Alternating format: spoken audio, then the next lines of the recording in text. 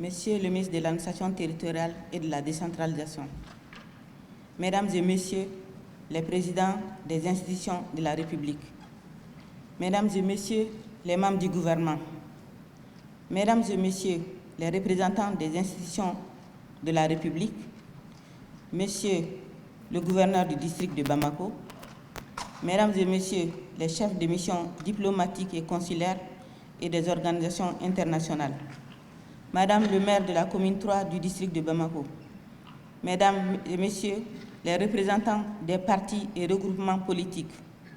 Mesdames, Messieurs les représentants des organisations de la société civile, Mesdames, Messieurs les représentants des autorités traditionnelles et religieuses, Mesdames, Messieurs les représentants des organisations syndicales, Mesdames, Messieurs les représentants du secteur privé, des ordres professionnels et des chambres consulaires,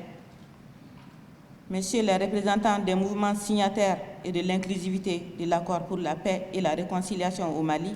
issus du processus d'Alger, Mesdames, Messieurs les partenaires techniques et financiers, Mesdames et Messieurs de la presse publique et privée, distingués invités en vos rangs, grades et qualités, tout protocole observé. Mesdames et Messieurs, le triumvirat mis en place par les plus hautes autorités de la transition, en l'occurrence Monsieur le Président de la transition et Monsieur le Président, le Premier ministre, chef du gouvernement, que j'ai l'insigne responsabilité de représenter formellement à ce pupitre, vous souhaite la cordiale bienvenue aux travaux de l'atelier d'échange sur l'avant-projet de loi électorale. Il s'agit évidemment de Monsieur le ministre de la Refondation et tout son département, ainsi que de Monsieur le ministre de l'Administration territoriale et de la décentralisation et toute son équipe. J'adresse mes salutations cordiales aux membres du gouvernement qui, chacun à sa façon, contribuent discrètement mais efficacement à la réussite de l'activité gouvernementale, plus spécifiquement au processus de réalisation de l'inclusivité pour la refondation de notre pays. La tenue du présent atelier est une autre étape du processus de concrétisation d'une des actions importantes de réforme d'un des axes prioritaires du plan d'action du gouvernement de la transition, adopté le 2 août 2021 par le Conseil national de la transition. Il est l'amorce d'un autre tournant juridique décisif du processus d'élaboration de notre nouvelle loi électorale. Nouvelle loi électorale en ce sens que l'actuelle loi ayant fait l'objet de modifications et aussi au regard des innovations majeures prévues et qui touchent quasiment à tous les titres composant l'ossature de l'actuelle loi, le choix d'aller à une refonte s'est clairement imposé. C'est ce qui justifie la volonté des plus hautes autorités de notre pays de la soumettre à l'examen d'une masse critique d'acteurs concernés par la conduite du processus électoral, dont la maîtrise de la couverture juridique permet une compréhension commune tout en étant gage d'efficacité, de transparence et d'inclusivité. L'avant-projet de texte qui vous sera soumis tout à l'heure est issu des travaux de la commission technique de rédaction de l'avant-projet de loi électorale qui a été mis en place auprès de mon département par Monsieur le Premier ministre, chef du gouvernement. Elle est composée de représentants du ministère de la Refondation de l'État chargé des relations avec les institutions, du ministère de l'Administration territoriale et de la décentralisation, ainsi que de mon département.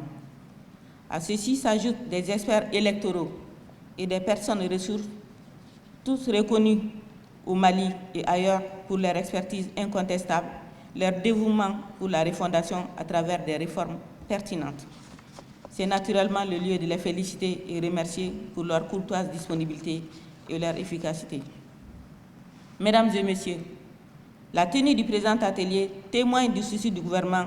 d'adopter une démarche inclusive et participative autour de cet avant-projet de loi. Mes propos, qui ne sont que liminaires, vont être limités à sa réforme majeure que constitue la création au sein de la loi de l'autorité indépendante de gestion des élections. Le choix de créer l'autorité indépendante de gestion, déjà baptisée AISE, Autorité indépendante de gestion des élections, sous les statuts juridiques d'une autorité administrative indépendante, est l'option juridique du droit positif malien qui offre la garantie de plus d'indépendance fonctionnelle et financière. En effet, il est bien connu que les autorités administratives indépendantes sont créées pour réguler ou assurer la gestion des questions touchant aux droits fondamentaux ou des questions sensibles de démocratie ou de gouvernance. Vous conviendrez que la sensibilité de la question électorale ne fait l'ombre d'aucun doute. Il s'agit de veiller à ce que la gestion du processus électoral échappe aux lourdeurs administratives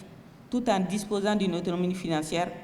du pouvoir de gestion, de contrôle, de décision et d'interaction importante sous le leadership de professionnels hommes et femmes crédibles et inamovibles, soustraits à la pression de par leur mode de recrutement. Cet avant-projet de loi électorale que nous avons voulu visionnaire est la première ébauche du socle refondateur de notre système électoral pour plus de transparence, de crédibilité et moins de contestation. Il vous est ainsi soumis pour amélioration et consolidation. En tant qu'acteur de la classe politique, contrôleur, observateur et citoyen praticien du processus électoral, vos inputs objectifs et pertinents sont requis. Il serait bon de veiller à leur réelle pertinence, à leur valeur ajoutée, créatrice de conditions de raffermissement, de la vision de rupture davantage vertueuse et moralisatrice de la politique que nous nous devons d'imprimer à notre gouvernance électorale. Je salue ici le partenariat dynamique de nos partenaires techniques et financiers, la disponibilité constante et prompte dont ils font montre pour accompagner le Mali. Je remercie tout le public dans chacune de ses composantes pour avoir marqué leur intérêt au présent atelier à travers leur présence et la compréhension des enjeux. Je vous remercie. Merci beaucoup, Madame la Ministre. Félicitations.